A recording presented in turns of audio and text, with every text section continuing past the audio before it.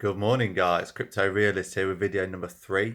I want to talk about some massive do's and some massive don'ts in this crypto space that we're going through right at this point in time. I'll talk about a lot of people are losing a lot of money by doing silly things. Um, First of all, I just want to get into selling and buying and what seems to be happening and explanations for why markets suddenly spike and drop dramatically through FUD, but through other things as well. So first of all, you may have heavy investors. So if we use, I don't know, Ripple as an example.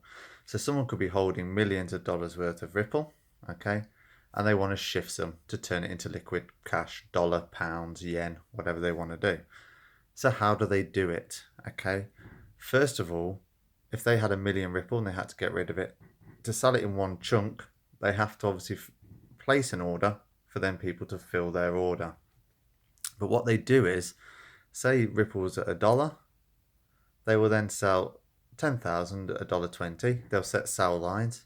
$1.20, another 10 will go, $1.30, $1.40, $1.50, $1.60. So then people are buying the other side and filling that order of a million Ripple, which will then make the market do this. A nice green line will appear, and everyone will go, "Oh, lovely, Ripple's on the move. I'll buy some Ripple." So everyone starts buying Ripple up this little mountain that's occurring. All of a sudden, it stops because that order is now filled. So a huge amount of Ripple has just been transacted in such a short period of time.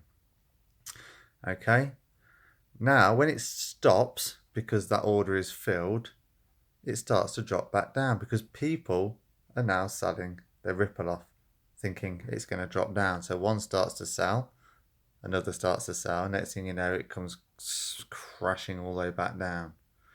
The problem is, this drop can happen so quickly that the people that have bought up this mountain can't get out. So now they're stuck with an expensive Ripple token. Okay. Just keep in mind though, as any market comes back down, people are still buying on the red. Okay. For you to sell out, someone has to buy your order. Okay. So although the market's crashing back down, people are always buying even when it's coming back down. So people are buying on the up and people are buying on the down. Don't forget that, okay?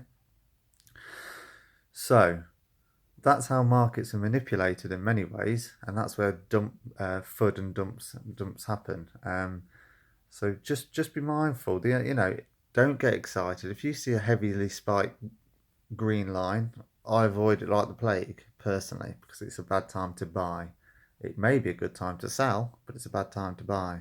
Okay, don't ever think that you're going to miss that train because you're not. Okay, or it goes $1, $2, $3. I must buy it. I must buy it. Oh my God, I'm going mad. If I don't buy it, it's going to hit $100 in an hour, and I'm going to miss this whole crypto madness. You're not. You're not going to miss anything. It will peak. It will come back down. Every market has to move like this because it's made of buyers and sellers and daily traders. Okay? If everyone was to hodl, the market would just do this. Okay? Which would be no good. There'd be no point in hodling. So don't just do pure hodl. You need to also do daily trading like I do. I hodl what I have in my wallets, which I've made through my daily trading. So when I daily trade and get a profit, I cash that profit in whatever token, Lisk, ARK, NAV, NEO, whatever, and I bung it in my wallet as storage. And that becomes my overall capital equity that I'm going to store and hodl until one day, hopefully, the price goes up. But my actual liquid money, I'm always just trading. Okay? There's always highs, there's always lows. Make sure you buy at the right low. Markets come up and they dip a little bit, and people think that's the dip there. When actually, realistically, if you wait another 10, 12 hours, it'll still come down a lot further. Okay?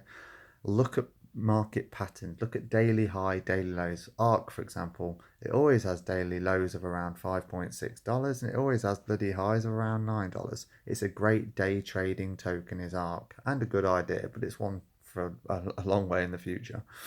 But regardless of that, Always look at the market low on the price of the 24-hour low, or over the weekly low as well, you know.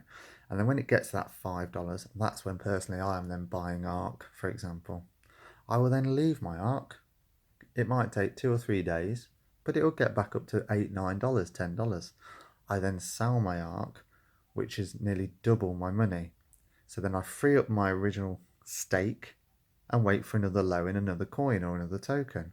And then all of my profit, my 100% profit, I will now store as ARK in my wallet, which I'll just leave. And then as I keep doing this, I'm slowly filling up all my wallets through, which is my profit. Okay. So don't be fooled, because what happens is people are buying on these highs and then the market goes down and they're stuck. They're forced to hodl because they've bought at a silly high. So Ripple had a spike a few weeks ago, went to $3, $4. A lot of people bought at $3 and $4, and now Ripple's at $1. They can't sell their Ripple because they'll be losing lots of money, so that would be stupid. But they may have hundreds or thousands of dollars in Ripple, which now they are forced to hold. So when we've had these dips over the past 10 days, big dips where it would have been ideal to buy Ripple when it dropped to 80 cents, people can't do it because all of their investment is already trapped in Ripple at a $3, $4 mark. Okay, so be wise. Wait for the 24-hour lows. Wait for the weekly lows. Don't rush it. Crypto isn't going anywhere. You're not going to miss any train. Even if some news comes out and the price goes like this, it goes up $20, it will come back. It will have a pullback. They always have a pullback. Wait for the pullback. Do your research.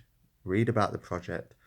Look at projects that are now working now. You know, this is a big crypto bubble at the moment, and there's a lot of pie in the sky ideas of things that are happening down the line. Look at what's tangible and what's in use now. This is why my previous videos, things like Lisk is a great project because it's going to be working now. It already is working. It's got a huge rebrand, etc. It's good. Ones like that are brilliant. Look for the ones that are actually functioning. Okay. So hold what you need to hold as your profit, but daily trade with what money you're willing to lose and to stake. I think that's the important message I wanted to get across. Also, just be mindful of when you are buying and when you are selling.